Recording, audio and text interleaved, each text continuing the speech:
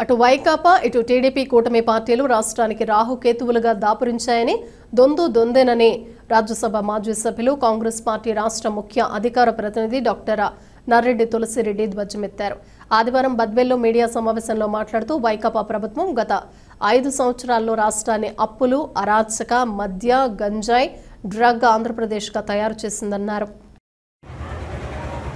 రాష్ట్రానికి అటు టీడీపీ కూటమి ఇటు వైకాపా రాహుకేతువులుగా దాపురించాయి. జగన్మోహన్ రెడ్డి ఏమో, వైకాపా ప్రభుత్వం ఏమో ఈ రాష్ట్రాన్ని అప్పుల ఆంధ్రప్రదేశ్గా, అరాచక ఆంధ్రప్రదేశ్గా, ఆటవిక ఆంధ్రప్రదేశ్గా, మధ్యాంధ్రప్రదేశ్గా, డ్రగ్ ఆంధ్రప్రదేశ్గా, గంజాయి ఆంధ్రప్రదేశ్గా తయారు చేసి ఆ ప్రభుత్వం వెళ్ళిపోయింది. టీడీపీ కూటమి ప్రభుత్వమైనా మంచి చేస్తుందనుకుంటే అంతకంటే అధ్వానంగా తయారైపోయింది. అతని కంటే ఘనుడు ఆచంట మల్లన్న అనే విధంగా తయారైపోయింది చంద్రబాబు నేతృత్వంలో టీడీపీ కూటమి ప్రభుత్వం. ప్రత్యేకించి విద్యా వ్యవస్థ, వ్యవసాయ రంగం, శాంతి భద్రతలు పూర్తిగా క్షీణించాయి. విద్యా వ్యవస్థ అస్తవ్యస్తం అయిపోయింది. ఫీజు రియంబర్స్మెంట్, స్కాలర్షిప్ పథకాల కింద 6,400 కోట్ల రూపాయలు బకాయిలు ఉన్నాయి. 6,400 కోట్ల రూపాయలు ఫీజు రియంబర్స్మెంట్, స్కాలర్షిప్ కింద వాటి ఇవ్వలేదు. పర్యవసానంగా కళాశాల యాజమాన్యాలు సిబ్బందికి జీతాలు ఇవ్వలేక, కరెంటు బిల్లులు కట్టలేక, కాలేజీలను నిర్వహణ చేయలేక వాళ్ళు అవస్థపడుతున్నారు. విద్యార్థుల మీద ఫీజు కట్టమని వాళ్ళు ప్రెజర్ చేస్తున్నారు, లేకుంటే సర్టిఫికేట్ ఇవ్వమంటున్నారు. పర్యవసానంగా విద్యార్థులు కట్టలేక, ఆ సర్టిఫికేట్లు లేక, పై చదువులకు పోలేక, ఉద్యోగాన్వేషణ చేయలేక విద్యార్థులు, వాళ్ళ తల్లిదండ్రులు వాళ్ళు అవస్థపడుతున్నారు. కాబట్టి ఇమ్మీడియట్గా ఆ పెండింగ్లో ఉన్నటువంటి 6,400 కోట్ల రూపాయలు ఫీజు రియంబర్స్మెంట్, స్కాలర్షిప్ బకాయిలను వెంటనే చెల్లించాలని కాంగ్రెస్ పార్టీ కూటమి ప్రభుత్వాన్ని డిమాండ్ చేస్తా ఉంది. ఇక రెండవది రైతుల పరిస్థితి దయనీయంగా తయారైంది. ఏ పంటకు గిట్టుబాటు ధర లేదు. అది ఉల్లి కానీ, ఇది టమోటా కానీ, చీనీ కానీ, అరటి కానీ, బనానా కానీ, తర్వాత మ్యాంగో కానీ, పొగాకు కానీ, మిర్చి కానీ, బంతిపూలు కానీ, ఏ పైరుకు వచ్చేసి అడిగేవాడే లేడు, కొనేవాడే లేడు. పంట పండించడం ఎత్తు అయితే అమ్ముకోవడం మరొక ఎత్తు అయిపోయింది. కూలు పీకిన కూలు రావడం లేదు.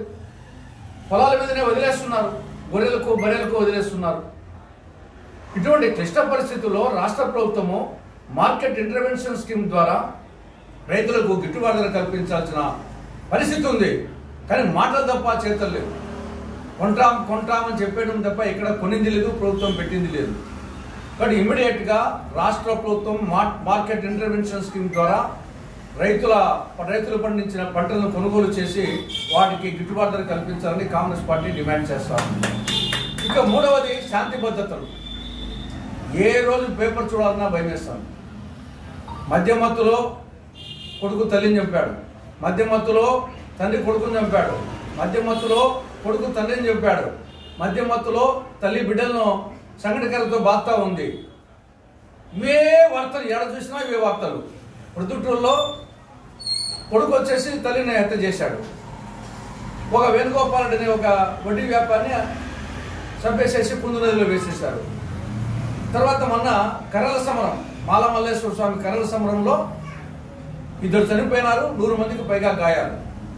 ఎక్కడ చూసినా హింసాత్మక సంఘటనలే, శాంతి పద్ధతులు ఘోరంగా ఉన్నాయి. కాబట్టి ఇప్పటికైనా ఒట్టి మాటలు కట్టిపెట్టి గట్టి మీద తలపెట్టబోయిన గురజాడ శృతితో స్ఫూర్తిని పొంది అటు విద్యా వ్యవస్థను, ఇటు వ్యవసాయ వ్యవస్థను, ఇటు శాంతి భద్రతలను కాపాడాలి. లేకుంటే మీ ప్రభుత్వానికి పతనం తప్పదని చెప్పేసి టీడీపీ కూటమి ప్రభుత్వాన్ని కాంగ్రెస్ పార్టీ హెచ్చరిస్తూ ఉంది. బద్వేలు నియోజకవర్గానికి సంబంధించి బద్వేలు పెద్ద చెరువు అనేది ఒక గుండెకాయ లాంటిది.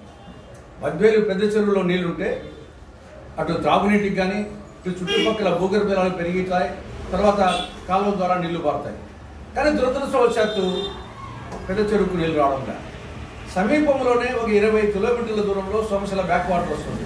ఆ సోమశిల బ్యాక్ వాటర్ను లిఫ్ట్ ఇరిగేషన్ ద్వారా బద్వేలు పెద్ద చెరువు కన్నా నింపి, అదేవిధంగా అట్టూరు మండలంలో అనేక చెరువులు నింపితే మొత్తం అటు బద్వేలు నియోజకవర్గంలో సింహభాగం వచ్చేసి అటు త్రాగునీటి సమస్య ఇటు సాగునీటి సమస్య పరిష్కారం అవుతుంది. ఇమీడియట్గా రాష్ట్ర ప్రభుత్వము ఈ యొక్క Somasila back water lift irrigation ద్వారా అట్టూరు మండలంలోని చెరువులకు బద్వేలు పెద్ద చెరువును నింపాలని కాంగ్రెస్ పార్టీ రాష్ట్ర ప్రభుత్వానికి విజ్ఞప్తి చేస్తాము.